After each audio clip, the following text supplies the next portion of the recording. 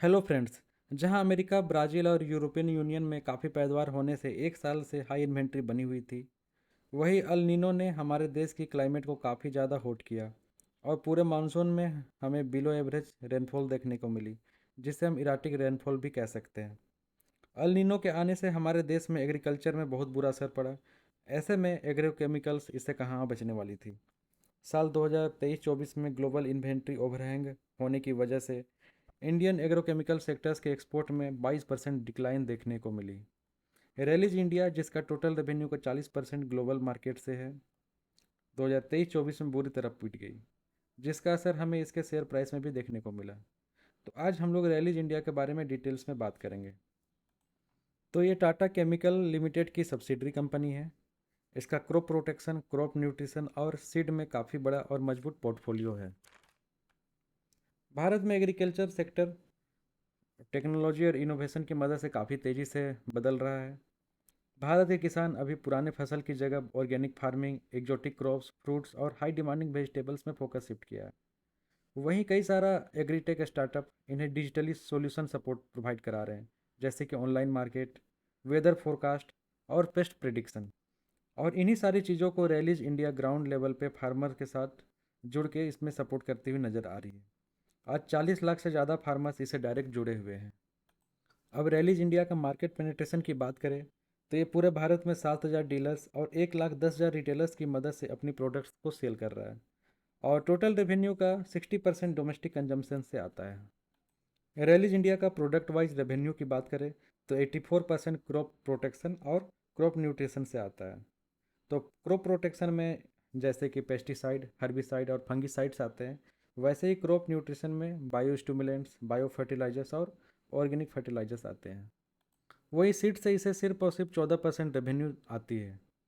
Quarter 1 के result के बाद हमारे देश के एग्रोकेमिकल कंपनी की स्थिति में थोड़ी सुधार देखने को मिली है, क्योंकि जो भी ग्लोबल ओवरहैंग था, मतलब ज़्यादा बहुत ज़्यादा क्रॉप प्रोडक्शन हुई थी ग्लोबली, वो धीरे धीरे अब डी स्टॉकिंग हो रही है, उनकी इन्वेंट्री कम हो रही है।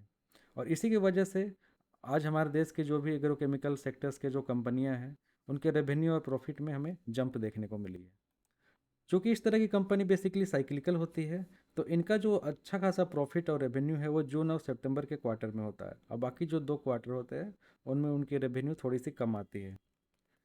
तो कंपनी का business basically global production, El Nino, La Nina और रॉ मटेरियल प्राइस में डिपेंड करती है।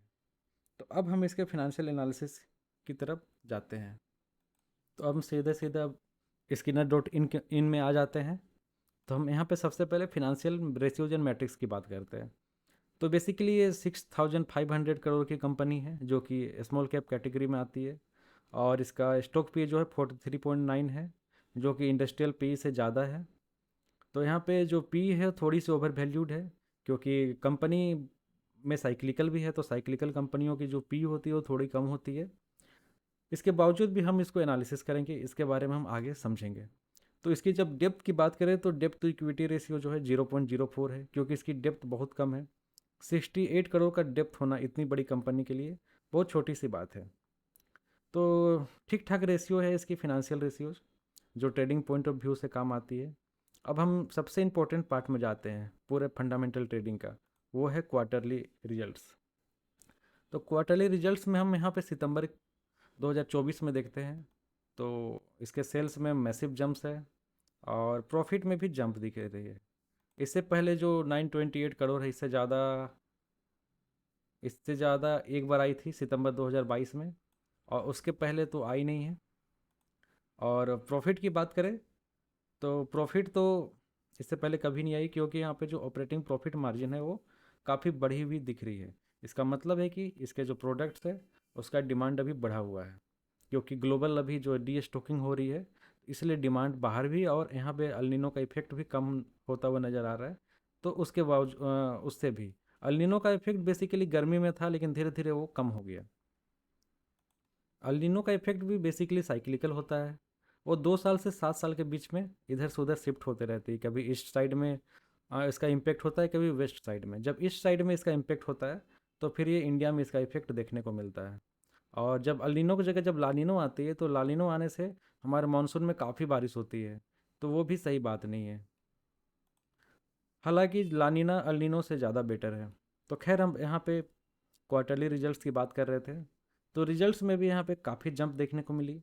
वही हम पिछले कुछ क्वार्टर्स की बात करें, जैसे कि मार्च 2023 में यहाँ पे लॉसेस दिख रही है। जून में भी कंपेटिवली ठीक ठाक है, बट यहाँ पे डोमेस्टिक कंजम्पशन की वजह से हुई होगी। और यहाँ पे हम देख रहे हैं 2023 में 62 करोड़, 2024 में 6 करोड़। तो ये सारी चीज़ें जो थी उसके बारे में हमने बिजनेस एनालिसिस में डिटेल्स में देखा कि किस तरह से अल्निनो का इफेक्ट और जो ग्लोबल ओवरहैंग था इन्वेंट्री का, उसकी वजह से इसके जो इसके जो प्रोडक्शन है उसमें इफेक्ट दिखी।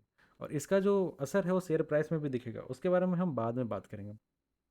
तो क्वार्टरली रिजल्ट्स में हम यहाँ देख सकते हैं कि सितंबर का क्वार्टर अच्छा है, तो यहाँ पे पॉजिटिव मोमेंटम आई थी क्योंकि रिजल्ट अच्छा था। लेकिन अभी मार्केट का कंडीशन बुरा है, काफ़ी इसमें नेगेटिव सेंटिमेंट्स हैं, बहुत सारे कंपनी के रिजल्ट अच्छे नहीं आ रहे हैं, तो उसमें काफ़ी ड्रास्टिकली डाउनफॉल देखने को मिल रही है। तो ऐसे में इसमें भी शेयर प्राइस में भी डाउनफॉल आया है, तो उसके बारे में हम लोग एनालिसिस अगले पार्ट में करेंगे। तो अब हम इसके आते हैं एनुअल रिजल्ट्स पे। एनुअल रिजल्ट्स में साइक्लिकल इफेक्ट नहीं दिखता है, क्योंकि क्वार्टरली रिजल्ट्स में हम देखें कि जून और सितंबर का जो मंथ होता है उसमें हमेशा से पिछले के जो दिसंबर और मार्च के कंपेयर में हमेशा से रेवेन्यू और प्रॉफिट में भी हमें जंप देखने को मिलती है, क्योंकि एक साइक्लिकल बिजनेस है। और साइक्लिकल बिजनेस में क्या होता है यहाँ पे कि यहाँ पे जब मानसून आती है या फिर खरीफ फसल मानसून आती है और खरीफ फसल का बोइंग का टाइम आता है और रबी फसल का बोइंग का टाइम आता है, तो उस टाइम पे एग्रो केमिकल्स की डिमांड बढ़ जाती है और इसी वजह से उस टाइम पे इनका रेवेन्यू बढ़ जाता है। तब हम एनुअल रिजल्ट्स में आते हैं, तो एनुअल रिजल्ट्स में बेसिकली साइक्लिकल इफेक्ट कम हो जाती है, क्योंकि ये पूरे चारों क्वार्टर को कवर करती है। तो हम यहाँ पे देख रहे हैं कि यहाँ पे जो सेल्स है वो ठीक ठाक है, हालांकि बहुत ज़्यादा नहीं है, क्योंकि 2020, 21, 22 से बहुत ज़्यादा जंप नहीं हुई, लेकिन जैसा ग्लोबल सिनेरियो था उसके हिसाब से अभी ठीक ठाक है। और ऑपरेटिंग प्रॉफिट की बात करें तो ये पहले के कंपेयर में घटा है, जब 13, 14, 15 में जहाँ 16% थी, तो अभी मार्च 2024 में 12% है। तो ऑपरेटिंग प्रॉफिट मार्जिन में कम होना ये दिखाता है कि इसके जो प्रोडक्ट्स है उसमें प्रेशर है। अब हम इसके नेट प्रॉफिट की बात करें तो नेट प्रॉफिट भी पिछले साल से बढ़ी है, लेकिन अभी भी ये पास्ट ऑल टाइम हाई पे नहीं है, क्योंकि उससे पहले भी 2020 में और 2021 में 185 करोड़ और एक 229 करोड़ है। तो यहाँ पे हम ये बोल सकते हैं कि एनुअली हाईएस्ट एवर तो नहीं है, लेकिन हाँ सेंटिमेंट पॉजिटिव हुई है और पिछले साल से रिजल्ट अच्छी हुई है।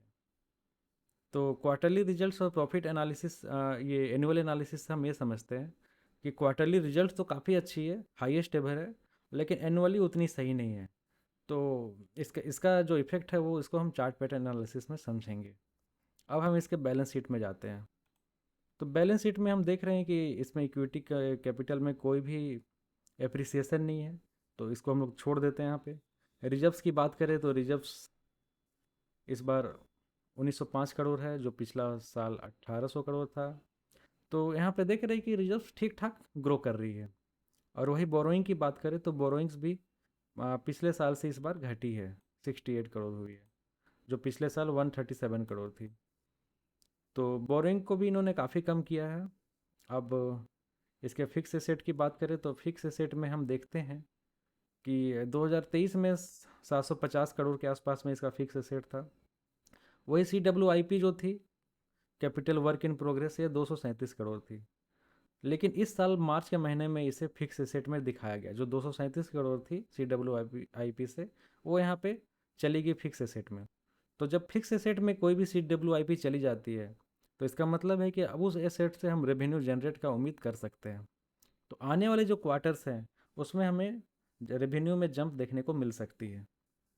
तो अब हम इसके कैश फ्लो में आते हैं। तो यहाँ पे जो बैलेंस शीट देख के लगता है कि बैलेंस शीट काफ़ी क्लीन है और ठीक ठाक है। अब हम इसके कैश फ्लो पे आते हैं। तो कैश फ्लो पे हम देखते हैं कैश फ्रॉम ऑपरेटिंग एक्टिविटी जो है वो प्लस में है। तो प्लस में होना ये काफ़ी बड़ी बात है, क्योंकि इससे day to day business operation में काफ़ी मदद मिलती है। इसके बारे में हमने पहले भी बात किया था कि कैश फ्लो में हमें कैश फ्रॉम ऑपरेटिंग एक्टिविटी ही क्यों देखनी है, बाकी दोनों क्यों नहीं देखनी है। अब हम लोग इसके शेयर होल्डिंग पैटर्न पे आते हैं। शेयर होल्डिंग पैटर्न में हम लोग सिर्फ और सिर्फ strong hand versus weak hand ही देखेंगे। स्टॉक मार्केट का जो गेम है वो basically strong hand versus weak hand का ही है। क्योंकि जब भी यूफोरिया आती है, जैसे बुल रन आ रही है, काफ़ी तेज़ी से सभी शेयर भागे जा रहे हैं, मार्केट में फोमो है, ऐसे कंडीशन में स्ट्रॉन्ग हैंड से वीक हैंड में जो स्टॉक्स है वो शिफ्ट होते हैं। और वही जब नीचे आती है शेयर प्राइस, बेरिश मार्केट होता है, ऐसा लगता है कि अब कुछ बचा नहीं, पता नहीं कितना नीचे जाएगा, तो वहाँ पे जो शिफ्ट होती है वो होती है वीक हैंड से स्ट्रॉन्ग हैंड में। तो अभी जो सिनेरियो है वहाँ पे अभी बियर सेंटिमेंट है, सारे स्टॉक पे काफ़ी प्रेशर है। तो ऐसे में यहाँ पे जो प्राइसेस जितना नीचे आई है, तो यहाँ पे रिटेलर्स तो खरीद नहीं रहे होंगे, यहाँ पे स्ट्रॉन्ग हैंड खरीद रहे होंगे। तो यहाँ पे जो शिफ्टिंग हो रही है वो वीक हैंड से स्ट्रॉन्ग हैंड में हो रही है। वही वीक हैंड जो कि काफ़ी प्राइस में काफ़ी अच्छे सेंटिमेंट में खरीदे थे, और जब बुरे सेंटिमेंट आए तो उसे ही वो नीचे में बेच रहे हैं। तो यहाँ पे गेम सिर्फ और सिर्फ strong hand versus weak hand का है। तो यहाँ पे हम लोग देखते हैं कि इसका जो प्रमोटर है बेसिकली टाटा केमिकल लिमिटेड है। तो टाटा केमिकल लिमिटेड यहाँ जून में इसकी 50% हिस्सेदारी थी, वो सितंबर में बढ़ के 55% हो गई है। तो ये 5% इन्होंने पब्लिक से खरीदा है, लेकिन पब्लिक में भी इन्होंने HNI से खरीदा है। वो है झुनझुन वाला सर, जो 5.5% है, 2.25% है, और रेखा मैम जिनका 5.5 है।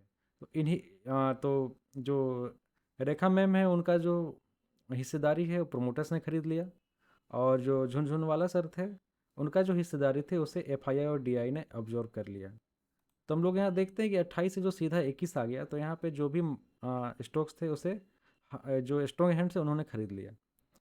और उसके बाद से शेयर में यहाँ पे जो दिख रहा है शेयर होल्डिंग पैटर्न में, वीक हैंड्स यहाँ पे धीरे धीरे कम हुए, क्योंकि ग्लोबल सेंटीमेंट कम था, प्राइसेस नीचे गई। और प्राइसेस जब नीचे गई तो वहाँ पे धीरे धीरे स्ट्रॉन्ग हैंड्स ने अपना पोजीशन बनाया और धीरे धीरे वो सारा माल यहाँ से लूट लिया।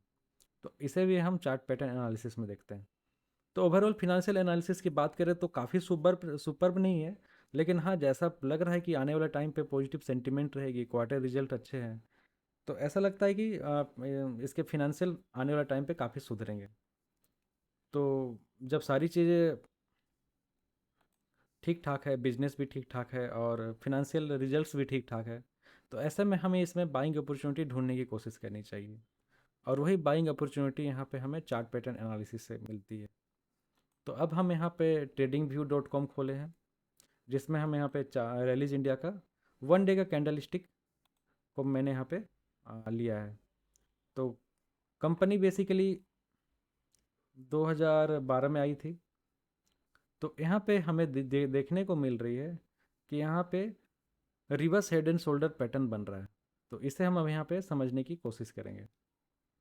तो इसे हम लोग पहले नीचे कर बड़ा कर लेते हैं, और इसमें हम जो यहाँ पे ग्रीन कैंडल इसका टॉप में यहाँ पे हम लाइन एक्सटेंड करते हैं। अब हम इसमें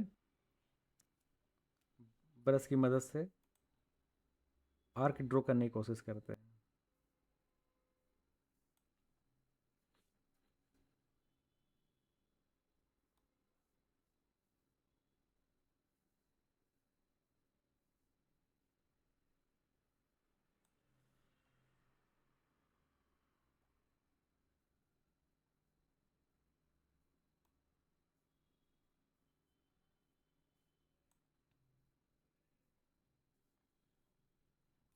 तो यहाँ पे जो है, यहाँ पे पहला शोल्डर है, यहाँ पे हेड है, यहाँ पे दूसरा शोल्डर है। तो यहाँ पे हम देख रहे हैं कि जो पहला शोल्डर बना था वो 2021 में बना था। तो 2021 में इसकी रिजल्ट कैसी थी? 2021 में इसकी रिजल्ट जो थी वो इसका सेल्स 2400 करोड़ था और प्रॉफिट 229 करोड़ था। वही मार्च में अभी इस साल में इसके 2600 करोड़ है, मतलब सेल्स में ग्रोथ है लेकिन प्रॉफिट में ग्रोथ नहीं है। उसका वजह है यहाँ पे ऑपरेटिंग प्रॉफिट मार्जिन का कम होना, और इसका वजह है यहाँ पे अल्निनो का इफेक्ट और ग्लोबल इन्वेंट्री ओवरहैंग। तो इस वजह से ये काफ़ी प्रेशर फील कर रहा था।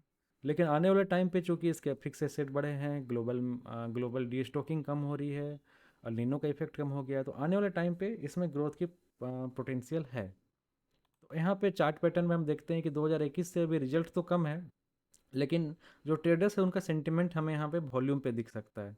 यहाँ पे जितने स्पाइक्स है वॉल्यूम में, 13 मार्च 2024 को, फिर रिसेंटली अभी 16 अक्टूबर को। तो ये वॉल्यूम ये दिखाता है कि बड़े बड़े पोजिशंस इसमें बनाए जा रहे हैं। अब इसमें ब्रेकआउट कन्फर्मेशन की बात करें तो यहाँ पे ब्रेकआउट जो कन्फर्मेशन है वो आपको 11 जुलाई 2024 को हो चुकी है, क्योंकि यहाँ पे जो दो ग्रीन कैंडल है वो यहाँ पे जो रेजिस्टेंस लाइन है 329 का, उसके ऊपर में क्लोज हुई है। और लगातार दो ग्रीन ग्रीन कैंडल का ऊपर में क्लोज होना रेजिस्टेंस के, ये बताता है कि ब्रेकआउट कंफर्म हो चुकी है।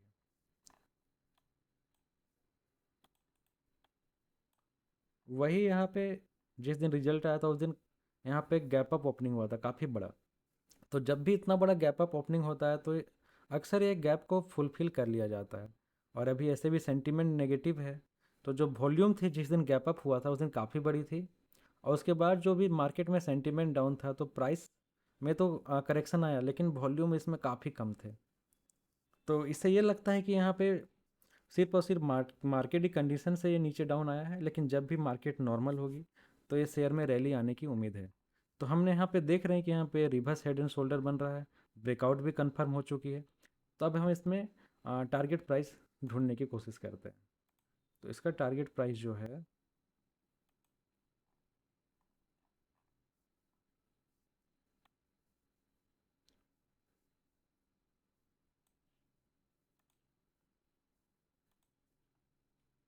ये आ रहा है 480 के आसपास।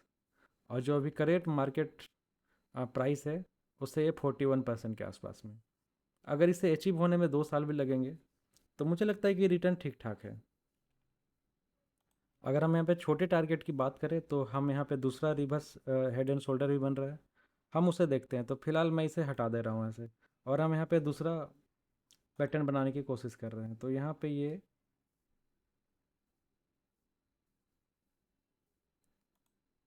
यहाँ पे ग्रीन कैंडल है, इसमें क्लोजिंग प्राइस में मैंने बनाया, और यहाँ पे मैंने इसमें फिर से एक ड्रॉ करने की कोशिश कर रहा हूँ।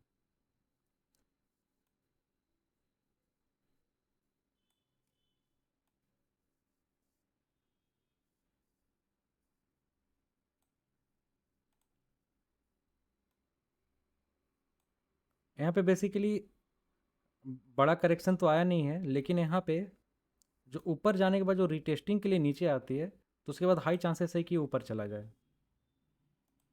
तो यहाँ पे जो हम नया टारगेट ढूंढ रहे हैं, देख रहे हैं जो छोटा टारगेट है पहले से, वो है